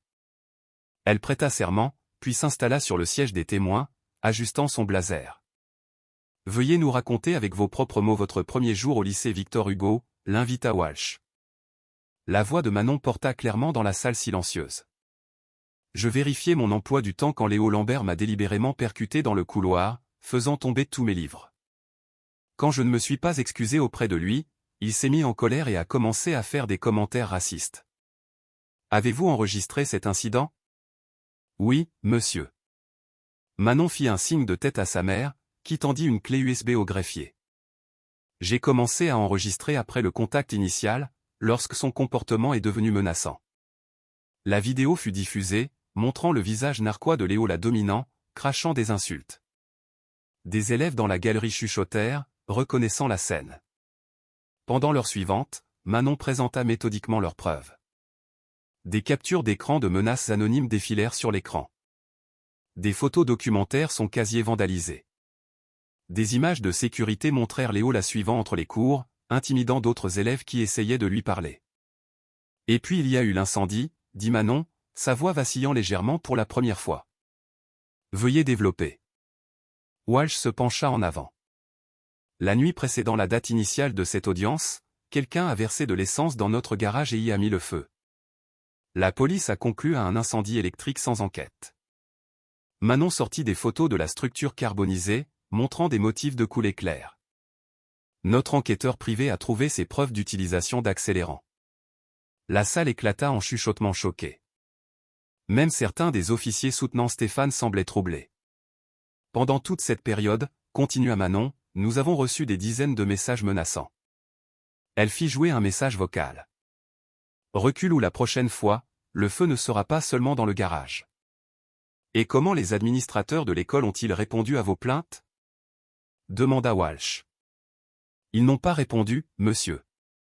Ils ont suggéré que j'étais trop sensible et que je causais des problèmes. Une conseillère m'a conseillé d'essayer de mieux m'intégrer. Le témoignage de Manon se poursuivit, détail par détail, incident par incident. Elle garda son sang-froid même lorsque le grand-père de Léo essaya de la déstabiliser du regard. Quand elle décrivit l'impact psychologique d'être constamment surveillée et menacée, plusieurs jurés s'essuyèrent les yeux. Finalement, Manon conclut, je veux être claire, il ne s'agit pas de vengeance. Il s'agit de responsabilité. Aucun élève ne devrait avoir peur d'aller à l'école. Personne ne devrait faire face à la violence pour avoir parlé. Et aucun officier ne devrait pouvoir abuser de son pouvoir sans conséquence. Un lourd silence tomba alors qu'elle terminait de parler. Le commissaire Walsh étudia ses notes pendant un long moment avant de lever les yeux. Ce panel prendra une pause de 30 minutes pour examiner les preuves présentées, annonça-t-il en se levant. La galerie éclata en conversation alors que le panel sortait. L'avocat de Stéphane se blottit contre lui de toute urgence. Le sourire narquois de Léo avait disparu, remplacé par une pâleur maladive. Son grand-père était déjà au téléphone, parlant rapidement. Manon retourna à sa place à côté de la juge Dubois, épuisée mais fière. Elle avait dit sa vérité. Maintenant, il ne pouvait qu'attendre. La voix du greffier retentit dans la salle d'audience silencieuse. Levez-vous. Le commissaire Walsh et les autres membres du panel rentrèrent, leurs expressions illisibles. Le cœur de Manon battait à tout rompre alors que tout le monde se rasseyait. La tension dans la pièce était suffocante. Avant de continuer, commença Walsh, la juge Dubois a des preuves supplémentaires à présenter concernant la faute institutionnelle. Votre honneur. La juge Dubois se leva avec grâce, ses talons claquant contre le sol alors qu'elle s'approchait du pupitre. Elle portait un épais classeur en cuir, son visage empreint de détermination. Membre du panel, commença-t-elle, sa voix claire et mesurée. Ce à quoi nous avons assisté aujourd'hui va bien au-delà d'un simple incident d'arrestation abusive. Je présente des preuves d'abus de pouvoir systématique et de protection institutionnelle de la mauvaise conduite de la famille Lambert. Elle ouvrit son classeur, sortant une pile de documents. Premièrement, ce sont des emails internes entre les administrateurs de l'école discutant de la manière de gérer la situation Dubois. Notez les mentions répétées de la pression de l'ancien commissaire Jean Lambert pour faire disparaître cette affaire. Les documents furent distribués au panel. Les sourcils de Walsh se haussèrent en lisant. De plus, continua la juge Dubois, nous avons le témoignage de 3 anciens employés de l'école qui ont été licenciés ou mutés après avoir signalé le comportement de Léo Lambert les années précédentes.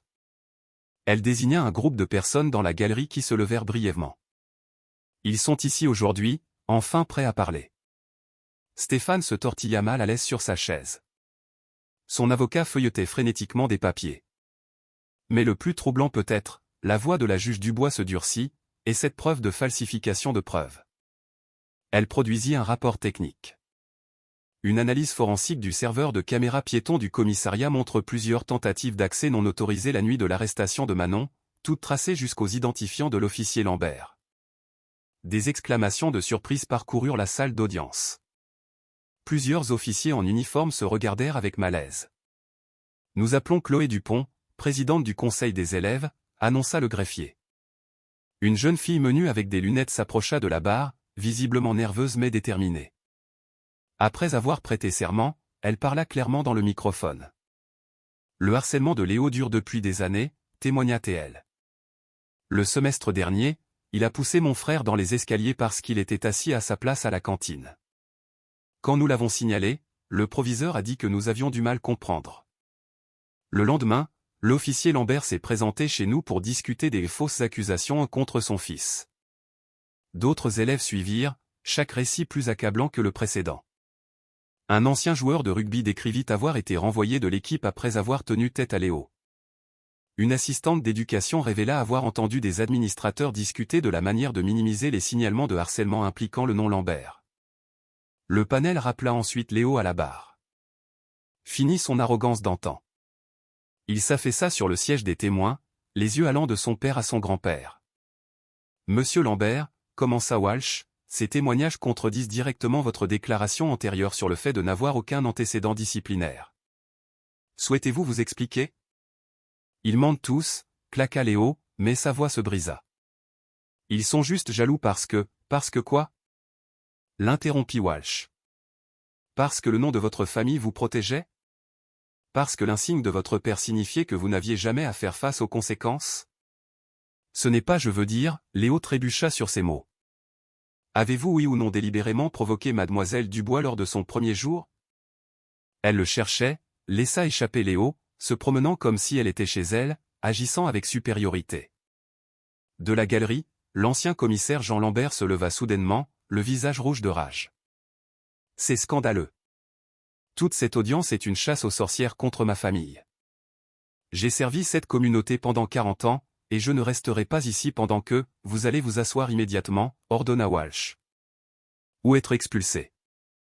Jamais de la vie. Rugit l'aîné. J'ai passé trop d'appels, tiré trop de ficelles pour laisser cette petite mascarade, il s'arrêta brusquement, réalisant ce qu'il venait d'admettre. La pièce devint mortellement silencieuse. Huissier, ordonna Walsh. Veuillez escorter l'ancien commissaire Lambert et le retenir pour interrogatoire concernant l'ingérence dans une procédure officielle.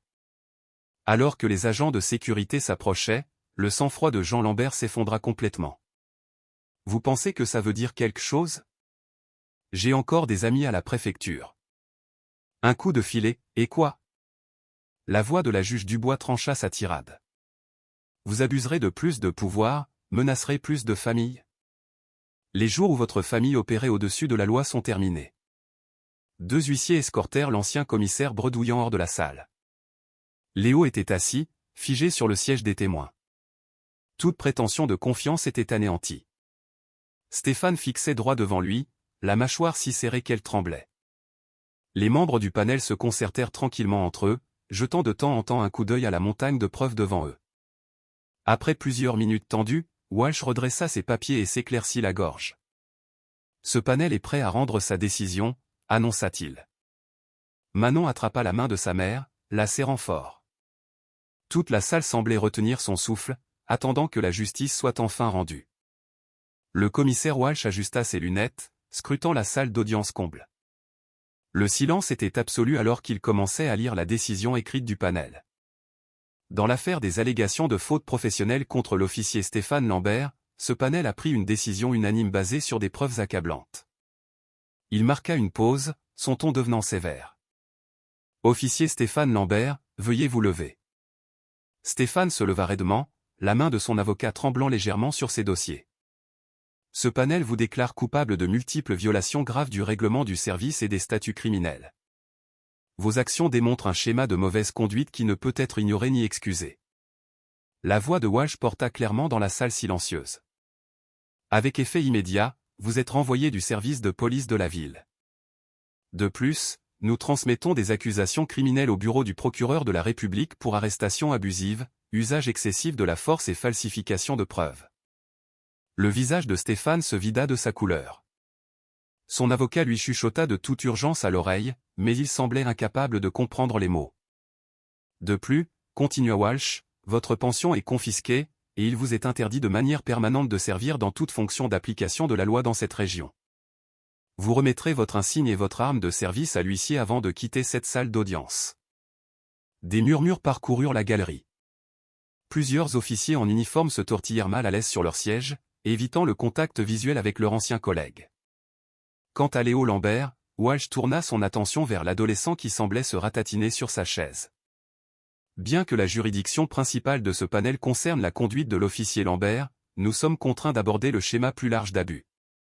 Ce panel recommande une expulsion permanente immédiate du lycée Victor Hugo avec une recommandation formelle au procureur de la République de poursuivre des accusations juvéniles pour harcèlement, intimidation et menaces. La bouche de Léo s'ouvrit et se ferma sans un mot. Sa façade soigneusement entretenue de privilèges et de pouvoir s'effondra visiblement. De plus, la voix de Walsh devint encore plus sévère. Concernant les actions de l'ancien commissaire Jean Lambert, ce panel émet une assignation immédiate pour toutes les communications liées à son ingérence dans cette affaire. Son aveu d'avoir utilisé son influence politique pour faire obstruction à la justice fera l'objet d'une enquête complète. Le commissaire remua ses papiers, continuant avec une précision méthodique. Le panel recommande également une enquête complète sur les droits civiques concernant la gestion par le rectorat du harcèlement discriminatoire et de l'application sélective des politiques disciplinaires. Le ministère de l'Éducation nationale sera notifié aujourd'hui. Manon était assise parfaitement immobile, regardant la justice se dérouler avec une satisfaction tranquille. La main de sa mère restait stable sur son épaule. Pour garantir la transparence, ajouta Walsh, toutes les conclusions et preuves de cette audience seront rendues publiques avec les expurgations appropriées pour protéger la vie privée des élèves. La nature systémique de ces violations n'exige rien de moins qu'une divulgation complète. Il se tourna pour s'adresser directement à Stéphane. « Monsieur Lambert, remettez votre insigne et votre arme maintenant. » L'huissier s'approcha de Stéphane, qui se déplaçait comme dans un état second. Ses doigts tremblants cherchèrent son insigne, manquant de le faire tomber. Le cliquetis métallique de son arme de service posée sur le plateau de l'huissier résonna dans la salle silencieuse. « Mademoiselle Dubois. » Walsh se tourna vers Manon, son ton s'adoucissant légèrement. « Ce panel salue votre courage d'avoir parlé et votre persévérance dans la recherche de la justice malgré des pressions et des menaces importantes. Vos actions ont exposé de graves problèmes qui devaient être résolus. » Manon hocha la tête avec grâce, gardant son sang-froid alors même que le soulagement l'inondait. Cette audience est levée. Walsh frappa une fois son marteau, le son sec et final. La salle éclata dans un chaos contrôlé. Les journalistes se précipitèrent vers les portes, les téléphones déjà pressés contre leurs oreilles. L'avocat de Stéphane rangea à la hâte des papiers dans sa mallette, parlant rapidement à son client abasourdi. Léo s'enfuit de la pièce, manquant de trébucher sur ses propres pieds. Plusieurs camarades de classe de Manon qui avaient témoigné s'approchèrent d'elle, offrant de discrètes félicitations et des sourires de soutien. Le jeune officier, qui avait fourni les images de la caméra piéton, croisa son regard de l'autre côté de la pièce et lui fit un subtil signe de tête respectueux. La juge Dubois rassembla calmement leurs affaires, ses mouvements précis et sans hâte. « Laissons-les un moment pour évacuer, » murmura-t-elle à Manon. « Pas besoin de se battre dans la foule. » Elles regardèrent Stéphane être escorté par une porte latérale, les épaules affaissées par la défaite. Les policiers qui étaient venus le soutenir sortirent en silence, leur solidarité antérieure s'étant évaporée face à des preuves irréfutables. Les équipes de télévision installèrent leur matériel à l'extérieur, se préparant à diffuser la décision historique. À travers les fenêtres du palais de justice, Manon pouvait voir la foule de membres de la communauté qui attendaient de connaître le résultat. « Prête ?» demanda la juge Dubois après plusieurs minutes. Manon se leva en lissant sa jupe. Prête. Elles marchèrent ensemble vers l'entrée principale, leurs pas résonnant dans le couloir maintenant vide. Les lourdes portes s'ouvrirent et Manon cligna des yeux sous la lumière vive du soleil. Un instant, tout sembla s'arrêter. Puis la foule éclata en applaudissements. Élèves, parents, professeurs et citoyens qui avaient suivi l'affaire. Ils applaudirent et acclamèrent l'apparition de Manon. Des pancartes avec « La justice prévaut » et « Debout contre l'abus de pouvoir » s'agitaient au-dessus de la foule. Chloé Dupont, la présidente du conseil des élèves qui avait témoigné, lança un chant. « Merci, Manon. Merci, Manon. » Manon sentit les larmes lui monter aux yeux, non pas de peur ou de frustration cette fois, mais du sentiment écrasant de justification. Tous ces mois de documentation, de ténacité, de refus de reculer, avait finalement conduit à ce moment de justice indéniable et transparente. Les journalistes se précipitèrent, microphone tendu, mais la juge Dubois guida habilement Manon à travers la foule. Les applaudissements continuèrent, déferlant sur elle en vagues de soutien et d'appréciation. Manon aperçut certains de ses professeurs dans la foule, ne détournant plus le regard, mais la regardant avec respect et, dans certains cas, des sourires d'excuse. Le poids qui avait oppressé sa poitrine depuis cette première confrontation dans le couloir se souleva enfin complètement. Elle se tenait droite et fière, laissant la communauté témoigner de sa dignité dans la victoire. Le lendemain matin, la lumière du soleil filtrait par la fenêtre de la chambre de Manon, peignant des rayures chaudes sur sa couette. Elle s'assit lentement, savourant le calme paisible, si différent des matins tendus des derniers mois. Son téléphone vibra avec des messages de soutien au lieu de menaces, un changement bienvenu qui semblait encore légèrement surréaliste. Alors qu'elle se préparait pour l'école, Manon aperçut son reflet dans le miroir. Elle avait l'air différente, pas plus âgée, mais plus assurée. Le poids de la peur avait quitté ses épaules, remplacé par une confiance tranquille. La juge Dubois était déjà dans la cuisine, un café à la main, parcourant les titres des journaux sur sa tablette. « On en parle partout », dit-elle en levant les yeux avec un sourire. « Tu as commencé quelque chose d'important, Manon. » « Nous l'avons fait ensemble, » répondit Manon en attrapant des croissants. La télévision de la cuisine diffusait des images de l'audience d'hier, montrant Stéphane Lambert remettant son insigne pendant que les journalistes analysaient la signification de la décision du panel. Le trajet jusqu'à l'école semblait différent aussi. Pas de voiture mystérieuse les suivant. Pas besoin de prendre des itinéraires alternatifs. Les élèves qui traînaient devant le lycée Victor Hugo se tournèrent lorsque la voiture de Manon arriva, mais leur regard était empreint de respect plutôt que d'hostilité. « Passe une bonne journée, dit chaleureusement la juge Dubois. Je suis si fier de toi. Manon sortit dans l'air matinal, la tête haute. Chloé Dupont se précipita immédiatement vers elle, la serrant fort dans ses bras. Manon, as-tu vu les nouvelles? Ils parlent de changer les règlements grâce à toi. D'autres élèves se rassemblèrent autour, la félicitant et partageant des histoires sur le verdict de l'audience. Même ceux qui étaient restés silencieux pendant le règne de terreur de Léo parlaient maintenant de combien sa prise de position avait été inspirante. Je n'arrive pas à croire que tu aies tenu tête à l'officier Lambert comme ça, dit une élève de seconde avec admiration. Tu as été si courageuse dans cette salle d'audience.